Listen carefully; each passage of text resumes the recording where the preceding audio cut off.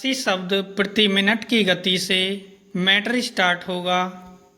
पश्चिम बंगाल में मतदाता सूची के विशेष गहन पुनरीक्षण यानी SIR के समय वोटर लिस्ट से बड़ी संख्या में लोगों के नाम काटे जाने और उन्हें कथित तौर पर सरकारी योजनाओं से वंचित करने के मामले की सुनवाई करते हुए सुप्रीम कोर्ट ने जो कुछ कहा उससे भ्रम पूरी तौर पर दूर होना कठिन ही है।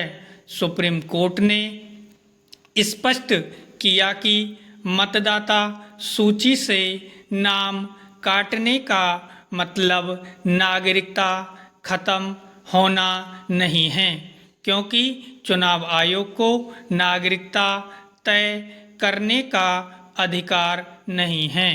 सुप्रीम कोर्ट ने पहले भी ऐसा ही कहा था, लेकिन तब उसने यह भी जोड़ा था कि आयोग मतदाता सूची बनाते या उसे संशोधित करते समय नागरिकता की सीमित जांच कर सकता है।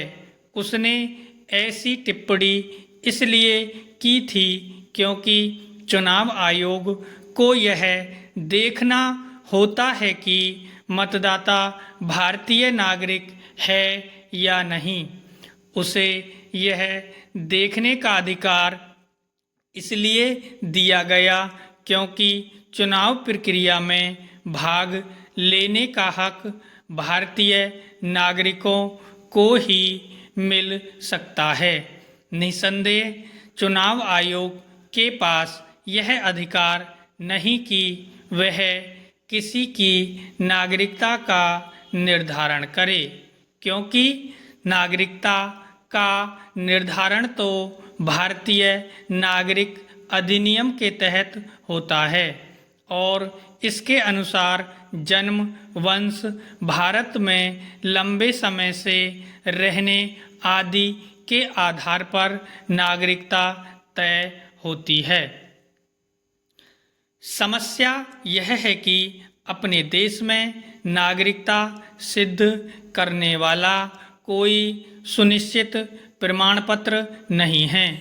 इसलिए पिछले दिनों जब यह बात सामने आई कि पासपोर्ट यात्रा का दस्तावेज मात्र है, नागरिकता का प्रमाण नहीं, तब भी यह बहस उठी थी कि आखिर किसी की नागरिकता का निर्धारण किस प्रमाण पत्र से होगा।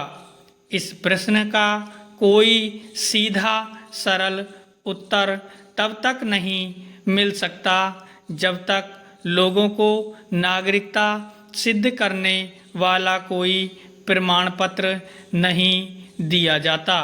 ध्यान रहे कि आधार, ड्राइविंग लाइसेंस के साथ पैन, राशन कार्ड आदि भी नागरिकता के दस्तावेज नहीं हैं।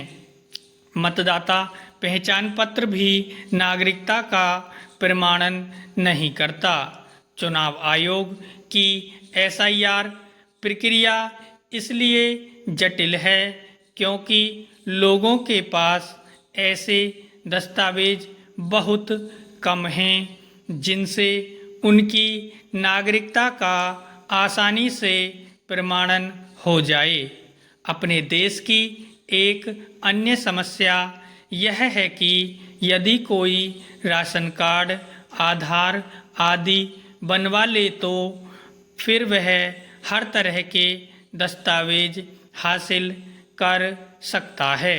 मतदाता पहचान पत्र से लेकर पासपोर्ट तक यह किसी से छिपा नहीं कि तमाम बांग्लादेशी घुसपैठियों ने ऐसा ही कर रखा है।